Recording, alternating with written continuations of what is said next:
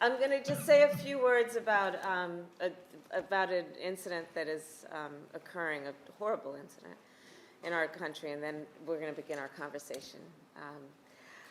But before I begin, I do want to talk about what happened in Georgia, in Atlanta. It is tragic. Our country, the president and I, and all of us, we grieve for the loss. Our prayers are extended to the families of those who have been killed.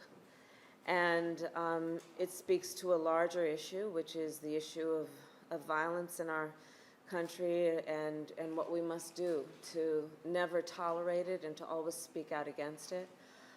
The investigation is ongoing. We don't yet know, we're not yet clear about the motive. But I do want to say to our Asian American community that we stand with you and understand how this has frightened and shocked and outraged all people, but knowing the increasing level of hate crime against our Asian American brothers and sisters, we also want to speak out in solidarity with them and acknowledge that none of us should ever be silent in the face of any form of hate. And with that, I am very excited to speak with the Taoiseach and to meet you this morning. Good morning. I am Kamala Harris, the Vice President of the United States, and very much looking forward to our conversation. And happy St. Patrick's Day on behalf of our country. As you know, our country has a long history of friendship, of shared values and culture and experiences with the people of Ireland. And I was very excited of the many responsibilities that I will perform as Vice President to, at the beginning of my service as Vice President, do and be a part of this tradition. Only wish that it were in person, but we can hope for next year that we will share a good breakfast together. But I do welcome you, and I will tell you that our commitment to Ireland remains steadfast and strong. In the midst of global freedoms being in decline, our nations remain close because we are committed to democracy. At a time when there are threats to not only global health, but our climate and security, our nations remain committed as partners in solidarity to the importance of fighting for human dignity. On behalf of the President, I would like to thank Ireland for advancing our shared values as a member of the United Nations Security Council, and also thank you for our robust economic partnership. As you may know, I hail from California, where we take great pride in what we have created around technology, and I have great admiration for the work that you are doing in Ireland and the partnership that we share. And we also thank you for the support of, currently I'm told we have 300,000 American jobs, and of course the support of the tens of thousands of jobs in Ireland and the investment that we share in each other in our economic prosperity.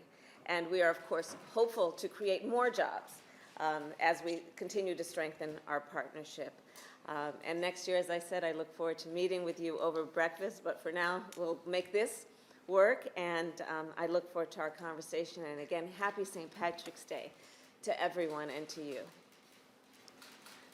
Thank you. And first of all, Madam Vice President, I would like to express my condolences to you and to the American people and to the families of those bereaved and families of those killed and injured in the terrible shootings in Atlanta.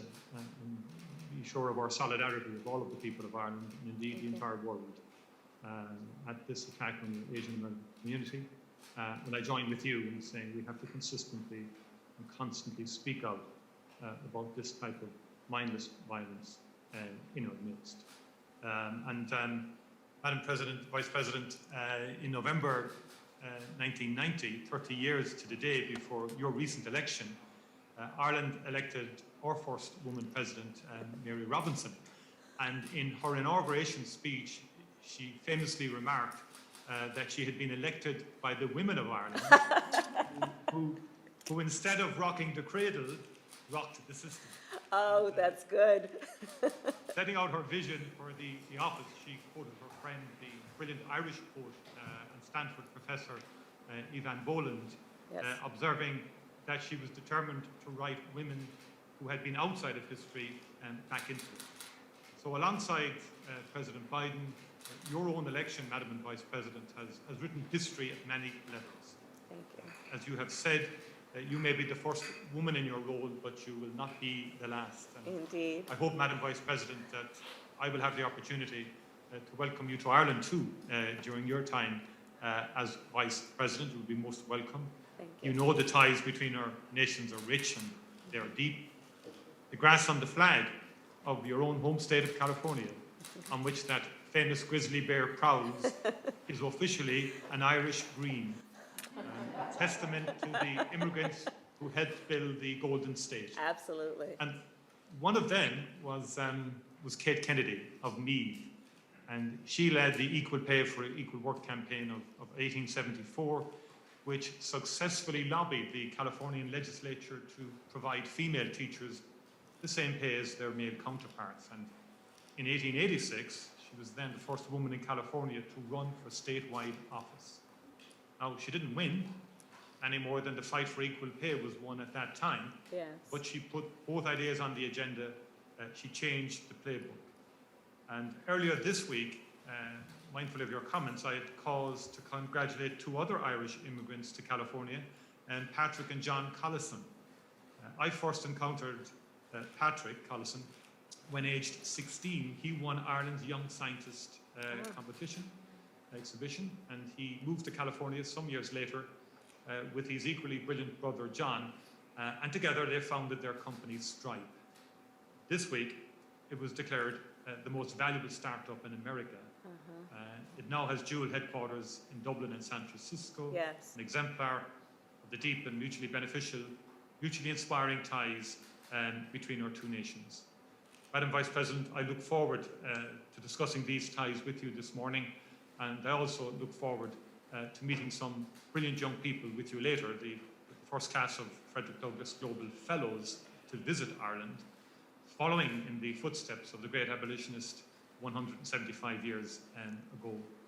I look forward to our discussions, but most of all, I'm delighted to have this opportunity to get to know you and to wish you a very, very happy St. Patrick's Day.